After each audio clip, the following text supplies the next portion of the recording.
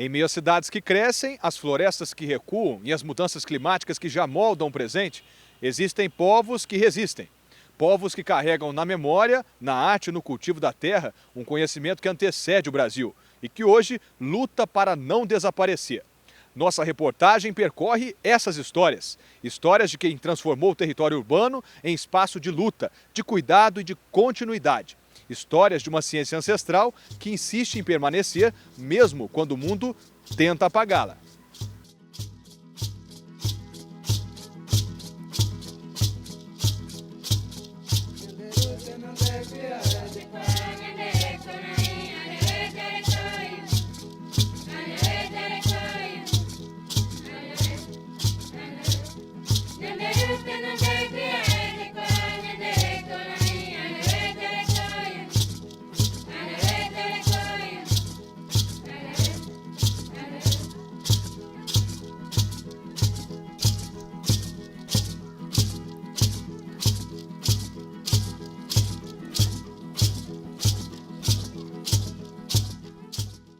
No encontro com essas vozes, começamos por quem vive na prática a urgência de preservar o que resta e reconstruir o que aos poucos se perdeu.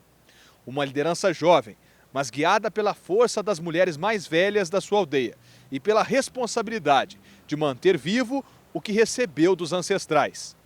Alian Wamiri Benício de Carvalho é indígena guajajara, nascida no Piauí, na aldeia Ucaí. Entre o concreto e a memória, ela explica por que cuidar da terra não é apenas uma prática, é uma forma de existir. Nossa aldeia, ela é uma aldeia que ela é urbana, ela fica no centro, ali próximo à área mais urbana da cidade, né? Então a gente mora em aldeia urbana porque nós não temos território. Nós somos 22 famílias e que moram dentro da aldeia e outros moram próximo da aldeia. O que nós estamos fazendo, né, é reivindicando os nossos direitos ainda negados de um território para a gente ter área de proteção ambiental nesse território, porque o Piauí é território imenso e é território também ancestral indígena. Então, a primeira forma de resistência é garantir, né, um território vivo, porque sem a terra a gente não tem como existir em floresta, e sem floresta não existe clima equilibrado, né? Então, a gente precisa desses territórios, estamos lutando através de documentações, de reivindicações, para a gente ter território, para a gente ter práticas, ações efetivas contra a crise climática. E a gente procura, na nossa aldeia urbana, fortalecer os saberes ancestrais, o conhecimento ainda sobre plantio, a gente tem guarda de sementes na nossa aldeia, a gente sabe do estudo do manejo, do ciclo das águas, embora esteja em crise climática, a gente sabe o uso das ervas, a gente tem aula lá, roda de chás, que a gente chama, que é para estudar o uso das ervas, das medicinas, a preservação ambiental, o cuidado coletivo, né? Conforme as tecnologias milenares e as tecnologias atuais, a aldeia tem a criação de um site em que mostra esses ciclos também, né? A gente busca cuidar do território que a gente está ali na aldeia como um corpo vivo, né? Porque para nós indígenas o território não é recurso, ele é parente, ele está próximo da gente. Então a ideia nossa é ter um espaço de terra para a gente reflorestar, para a gente recuperar algumas nascentes que tem no nosso estado, proteger os rios, combater incêndios, manejar a terra com respeito.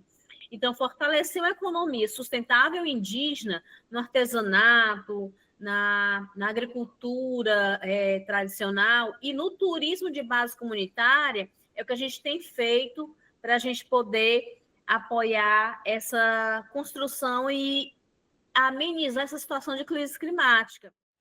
A relação com a terra descrita por Alian revela muito sobre a cosmologia indígena e também sobre a ruptura criada pelo nosso modelo de sociedade.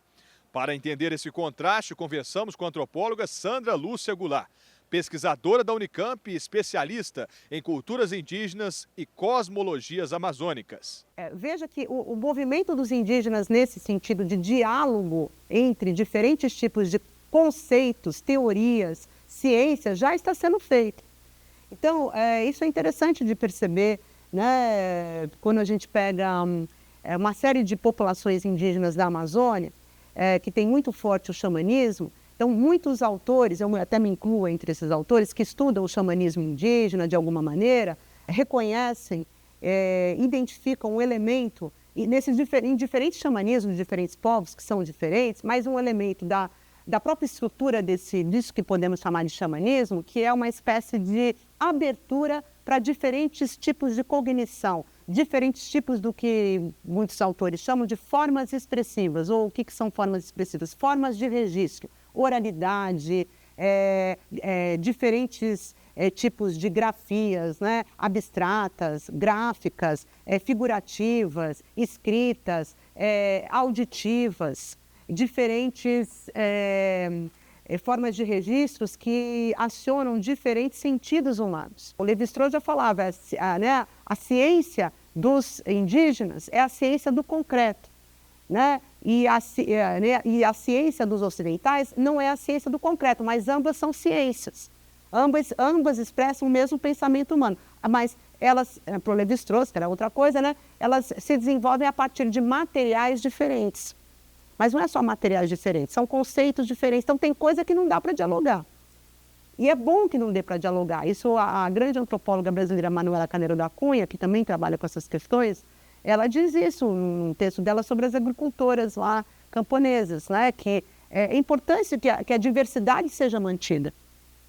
Porque a diversidade também é um patrimônio da humanidade. Mas é também importante a gente estabelecer pontos de contato para ter diálogo, né? Da antropologia para a biologia, buscamos entender como essa relação com o território dialoga com o clima global. O pesquisador Tiago da Mota e Silva, do Instituto Nacional de Pesquisas da Amazônia, explica por que nenhuma solução ambiental é possível sem ouvir os povos indígenas. Por esses motivos, tem sido mais recente o debate de reconhecer esses saberes para além de saberes, mas de fato como ciências. Ciências feitas a partir de protocolos, de metodologias e de evidências diversas, outras daquela ciência tradicionalmente conhecida que nós herdamos.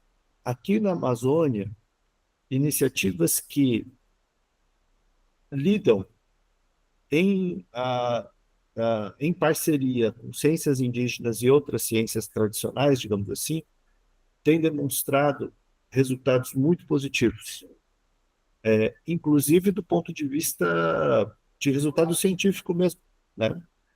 Não só de ganhos, né? Ganhos comunitários, ganhos de autoestima, ganhos de valorização dessas culturas, mas ganhos científicos mesmo. Por exemplo, o próprio projeto Amazônia Revelada, que é esse projeto que descobriu evidências da presença indígena na Amazônia há milênios, ele é feito em cooperação. Nós temos vários exemplos envolvendo o estudo de migração de peixes, estudos voltados para a pesca. Isso não é necessariamente um processo simples, envolve protocolos e abordagens que ainda estão sendo construídos, ainda estão sendo compreendidos, mas já está bastante claro que menosprezar as ciências indígenas ou apagar as ciências indígenas é um gargalo, é um problema para quem está querendo entender os ecossistemas, para quem está querendo propor políticas de conservação. Apagá-las só presta o interesse justamente do contrário, de quem não preza por nenhum desses valores ou nenhum desses objetivos. Entre a ciência acadêmica e a ciência ancestral, existe um ponto de encontro: o reconhecimento. Reconhecer que proteger o ambiente é proteger culturas, histórias e modos de existir.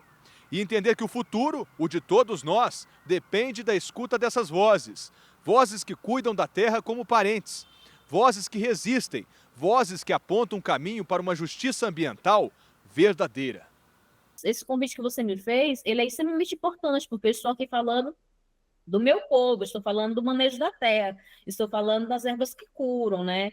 Estou falando de leituras, né, diversas e práticas diversas e eficazes para o conhecimento ancestral. O preconceito, ele vai abolir a vivência dos povos, e vai dizer que a ciência ocidental ela é única, mas nós indígenas dizemos que a ciência ocidental não precisa substituir a ciência indígena ou deixá-la de lado. A gente pode caminhar junto, cada um com o seu modo de existir, cada um com um diálogo respeitoso, de forma de resistência e de transformação.